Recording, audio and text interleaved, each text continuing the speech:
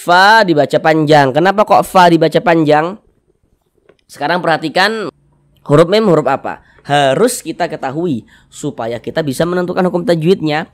Perhatikan media gambar di samping.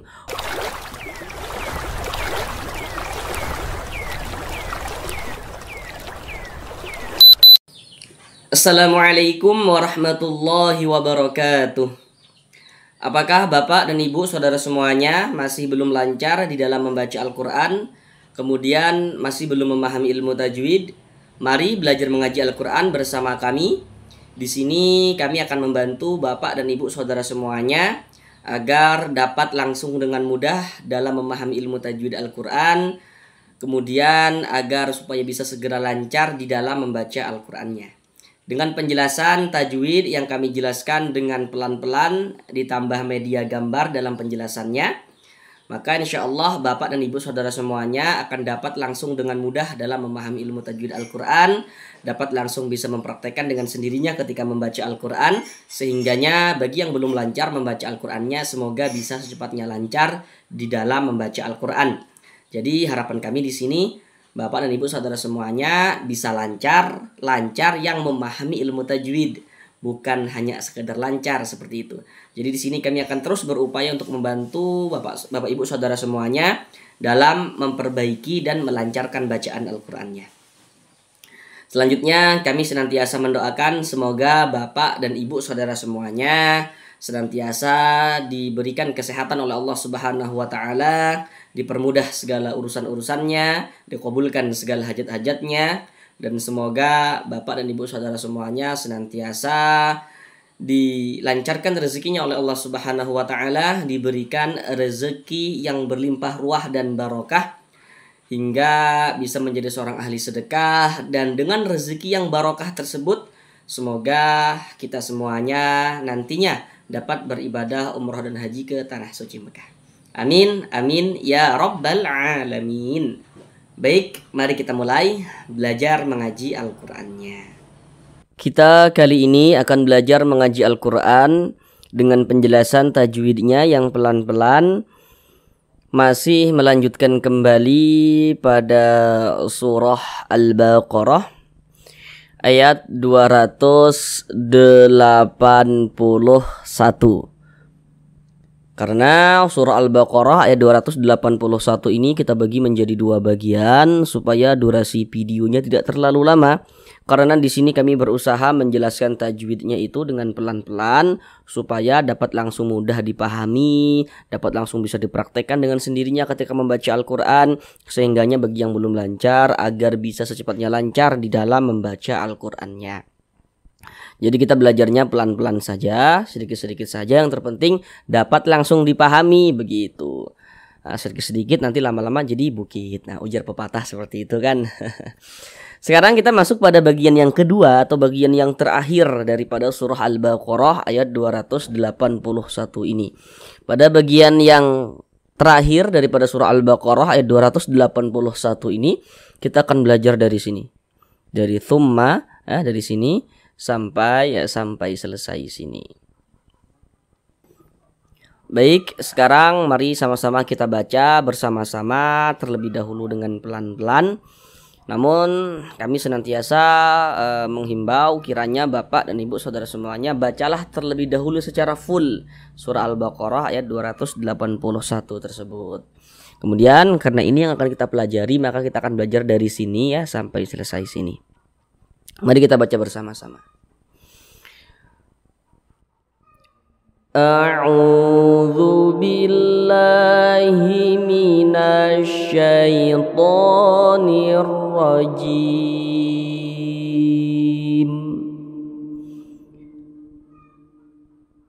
Bismillahirrahmanirrahim.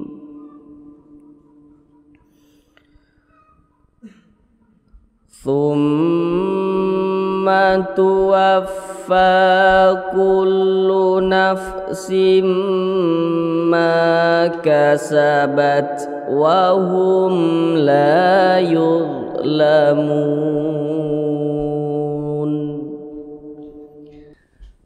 Sekarang mari sama-sama kita bahas, sama-sama kita uraikan tajwidnya dengan pelan-pelan. Namun sebelum itu, di sini kami membuka infak seikhlasnya untuk pembelian laptop untuk produksi video-video di channel ini. Silakan untuk lebih lanjut, Bapak dan Ibu saudara semuanya bisa baca kolom deskripsi video kami. Baik, mari sama-sama kita bahas tajwidnya. Namun seperti biasa ya, kami senantiasa mendoakan semoga nih dapat langsung dipahami belajar tajwidnya begitu. Nanti kalau misalkan belum tahu jangan sungkan-sungkan, komen saja di bawah kalau misalkan masih ada yang kurang jelas dari penjelasan yang kami sampaikan. Pertama di sini, thumma. Di sini ada huruf mim bertasydid. Ini huruf mim. Nah, tanda tasydid itu seperti ini. Seperti huruf W atau seperti angka 3 terbalik ke atas. Perhatikan media gambar di samping. Huruf nun bertasydid, huruf mim bertasydid itu hukumnya gunnah musyaddadah. Perhatikan catatan kecil di bawahnya itu. Silakan saudara baca catatan kecil itu. Itu catatan kami buat supaya saudara yang masih pemula tidak keliru dalam menentukan hukum tajwid seperti itu. Ini kan mim bertasydid juga nih. Tapi ini hukumnya bukan gunnah musyaddadah nih. Makanya supaya tidak keliru kami buatlah catatan kecil di bawah itu. Jadi kalau ada huruf mim bertasydid, ini ada huruf mim ada tanda tasydid atau huruf nun bertasydid. Kita perhatikan sebelum huruf mim ini kalau ada harokat dhammah seperti ini atau fathah atau kasrah, maka mim atau nun bertasydidnya itu hukumnya adalah gunnah musyaddadah seperti itu. Ingat ya, kalau kami katakan huruf sebelumnya atau harokat sebelumnya berarti yang berposisi sebelah kanan daripada suatu huruf. Ini huruf mim bertasydid. Sebelumnya mana? Sebelum mim bertasydid ini mana? Berarti yang ini. Yang di sebelah kanan ini berarti yang ini. Kalau sebelumnya berarti yang di sebelah kanan. Kalau setelahnya, kalau nanti kami katakan setelahnya berarti yang di sebelah kiri daripada suatu huruf. Seperti itu ya. Supaya mudah untuk dipahami penjelasan kami itu harus diingat seperti itu. Ini hukumnya gunnah musyaddadah, mim bertasydid atau nun bertasydid hukumnya gunnah musyaddadah. Cara membacanya itu digunnahkan. Jadi didengungkan. Jadi suaranya itu kita tahan, kita panjangkan sejenak. Tsumma tuwaffa, di bagian tsumnya itu kita tahan, kita panjangkan sejenak, kita dengungkan. Tsumma tuwaffa. Fa dibaca panjang. Kenapa kok fa dibaca panjang? Sekarang perhatikan gambar di samping. Di situ kan ada rumus tuh, rumus mad tabi'i itu, rumus 1, rumus 2, rumus 3. Rumus 1, rumus 2, rumus 3. Perhatikan rumus 3 yang warna biru, rumus 3 warna biru perhatikan. Sekarang perhatikan penjelasan kami. Apabila kita membaca Al-Qur'an kemudian bertemu dengan huruf yang di atas huruf tersebut ada tanda seperti ini. Tanda harokat fathah berdiri. Harokat fathah atau tanda baca fathah itu kan bentuknya seperti ini. Baris 1 miring di atas huruf. Nah, ini kan harokat fathah nih, tanda baca fathah atau baris fathah. Pasti saudara sudah tahu. Akan tetapi kalau baris fathah itu atau harokat fathah itu bentuknya berdiri seperti ini, berbentuk alif kecil seperti ini. Nah, huruf kalau di atasnya ada tanda alif kecilnya seperti ini, harokat fathah berdiri, maka huruf tersebut dibaca panjang. Sehingga fa dibaca panjang. Mad tabi'i panjang 2 harokat. 2 harokat kira-kira sepanjang 2 ketukan. Tsumma tuwaffa kullu nafsim ma. Ketukan hanya sarana untuk mempermudah kita dalam belajar dan ketukannya pun tergantung dengan tempo bacaan kita. Dalam hal ini juga silakan saudara baca saran-saran yang kami berikan pada kolom deskripsi video pada bagian yang bawah gitu. Kemudian di sini ada huruf fa, naf. Ingat ya, ketika kita mengucapkan huruf fa itu harus ada nafas yang mengalir ketika kita mengucapkannya. Fa, fi, fu. Nah, jangan pa, pi, pu, jangan, tapi harus ada nafas yang mengalir. Fa, fi, fu, naf. Kenapa begitu? Karena huruf fa itu merupakan salah satu huruf ya yang memiliki sifat hamas. Nah, jadi di antara huruf-huruf yang memiliki sifat hamas di antaranya adalah huruf fa seperti itu. Naf, ini kita baca naf sama kayak gini tadi kan, tuwaffa fa, kullu naf simma. Di sini ada tanwin bertemu dengan huruf mim. Perhatikan terlebih dahulu gambar di samping. Apabila kita membaca Al-Quran kemudian bertemu dengan huruf nun sukun atau bertemu dengan salah satu tanda baca tanwin atau harokat tanwin. Tanda baca tanwin itu bentuknya ada 3. Yang nomor 1 baris 2 di atas huruf namanya adalah fathatain atau fathah tanwin atau tanwin fathah. Yang nomor 2 baris 2 di bawah huruf namanya kasratain. Yang nomor 3 dhammatain. Jadi setiap kita membaca Al-Quran apabila bertemu dengan huruf nun sukun atau bertemu dengan salah satu tanda baca tanwin, maka kita perhatikan setelah nun sukun atau setelah tanda baca tanwin itu ada huruf apa. Maka kita perhatikan hurufnya, maka akan terjadilah suatu hukum tajwid. Contohnya itu seperti ini. Ini salah satu tanda baca tanwin kan, tadi tanda baca tanwin itu ada 3. Pokoknya setiap membaca Al-Quran kalau bertemu nun sukun atau tanda baca tanwin, kita perhatikan setelah nun sukun atau setelah tanda baca tanwin itu ada huruf apa, begitu. Terjadi hukum tajwid. Contohnya seperti ini tanwin. Setelah tanwin ada huruf apa? Ingat ya, kalau kami katakan setelahnya berarti yang di sebelah kiri. Nah, ini kan tanwin. Setelahnya mana? Berarti sebelah kiri tanwin mana? Ini mim. Maka ini harokat tanwin setelahnya adalah huruf mim atau tanwin yang berjumpa dengan huruf mim. Huruf mim huruf apa? Harus kita ketahui supaya kita bisa menentukan hukum tajwidnya. Perhatikan media gambar di samping. Huruf mim termasuk salah satu huruf idgham bi gunnah. Jadi kalau ada nun sukun atau tanwin kemudian bertemu dengan salah satu daripada 4 huruf yang di samping, maka hukumnya adalah idgham bi gunnah. Idgham bi gunnah. Kecuali nanti pada kalimat dunya bunyasin wa qinwa, nanti itu hukumnya izhar mutlak. Tapi kalau misalkan tidak pada kalimat dunya bunyasin wa qinwa, maka hukumnya adalah idgham bi gunnah. Nah, jadi kalau ada nun sukun atau tanwin bertemu tuh dengan salah satu daripada 4 huruf yang di samping, maka hukumnya adalah idgham bi gunnah. Cara membacanya tuh kalau idgham itu dengan cara memasukkan. Nah, kemudian dia bi gunnah. Jadi dimasukkan dulu baru disertai dengan gunnah. Nah, dimasukkan dan digunakan begitu. Jadi yang dimasukkan itu apanya? Ini bunyi tanwinnya dimasukkan ke huruf mim, melebur ke huruf mim. Kita baca nafsim. Jangan dibaca nafsin, jangan. Tapi dibaca nafsim seperti itu. Sim masuk melebur ke huruf mim. Kemudian digunnahkan. Jadi suaranya itu kita tahan, kita panjangkan sejenak ya, kira-kira sepanjang 2 harokat gitu. Karena ada ulama yang mengatakan panjangnya gunnah itu 2 harokat gitu. Nafsimma ditahan, dipanjangkan sejenak.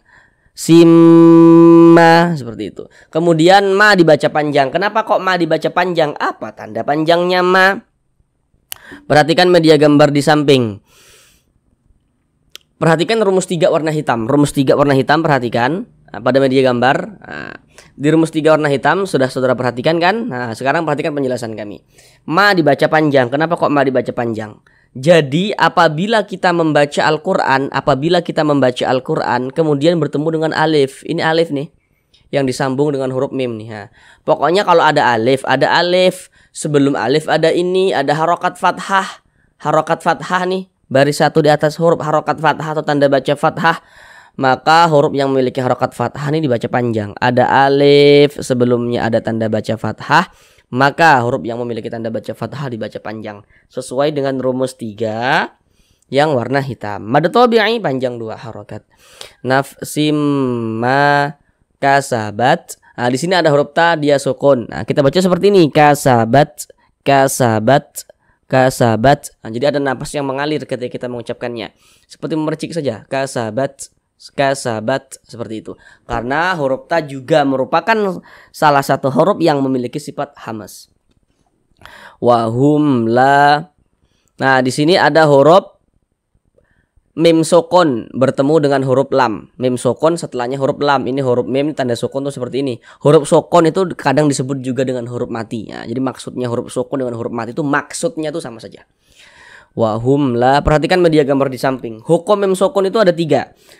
Jadi setiap kita membaca Al-Quran apabila bertemu mim sukun, maka terjadi juga hukum tajwid. Tapi kalau mim sukun itu dia lebih ringkas, cuma ada 3 hukum. Nah, perhatikan yang di kotak nomor 3 itu ya. Di situ kan ada bacaan itu izhar syafawi ya. Baca keterangannya di bawah tuh. Jika ada mim sukun tidak bertemu dengan huruf ba, tidak bertemu dengan huruf mim, maka hukumnya adalah izhar syafawi. Huruf mim sukun bertemu dengan huruf apapun itu, huruf mim sukun setelahnya huruf apapun itu, kecuali mim dan ba, maka hukumnya adalah izhar syafawi.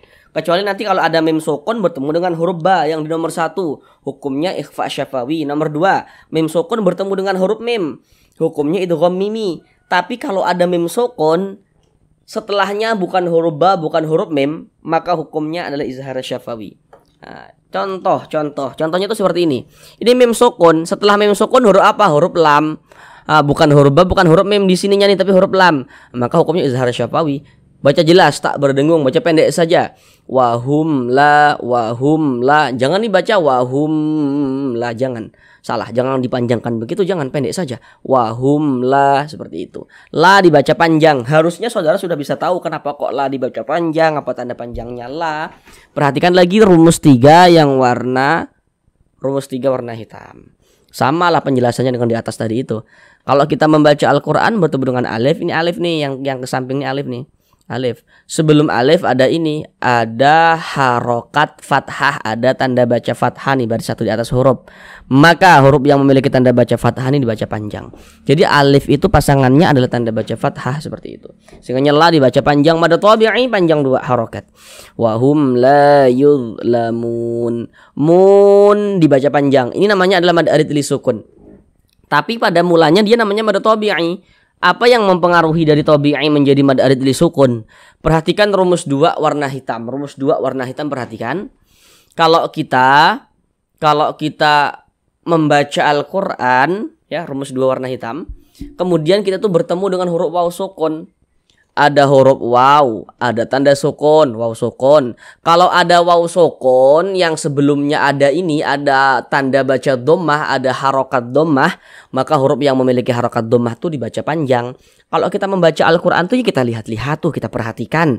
Kalau ada huruf waw, ada tanda sukunnya, berarti waw sukun. Sebelum waw sukun ada ini, ada harokat dhammah nih, ada tanda baca dhammah, maka huruf yang memiliki tanda baca dhammah tuh dibaca panjang. Sehingga mu dibaca panjang. Mad tabi'i panjang 2 harokat pada awalnya. Kalau kita bacanya dari mu saja. Nah, tapi kan ini kita berhenti di huruf nun, kita baca yuzlamun. Kalau kita baca yuzlamu, menjadi mad tabi'i. Tapi kalau disambungkan dengan nun menjadi mad arid li sukun. Kenapa begitu? Mad tabi'inya tuh bertemu dengan ini, dengan huruf yang kita sukunkan. Mad tabi'i bertemu dengan huruf yang kita sukunkan, berubah nama menjadi mad arid li sukun. Panjangnya mad arid li sukun itu boleh 2 harokat, boleh 4 harokat, boleh 6 harokat. Tapi kita harus konsisten dalam sekali bacaan. Maksudnya itu kita harus memilih. Mad arid li sukunnya ini mau kita baca berapa harokat begitu. Kalau ketika kita membaca Al-Quran, kemudian kalau kita membaca Al-Quran, kemudian mad arid li sukunnya itu kita baca 2 harokat, maka semua mad arid li sukunnya pada saat kita membaca Al-Quran itu kita baca 2 harokat semua.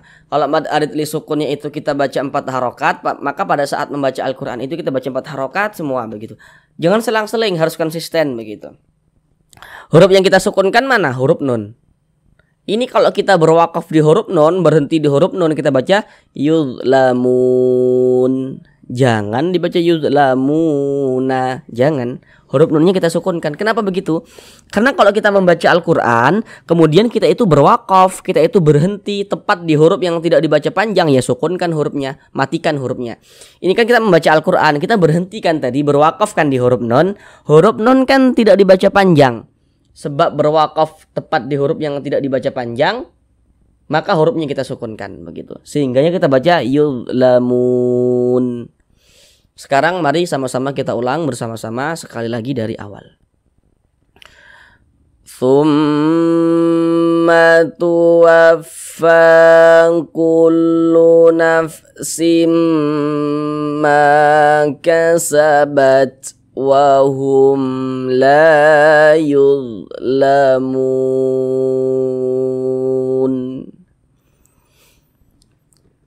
Sampai di sini belajar Al-Qur'an kita pada kali ini.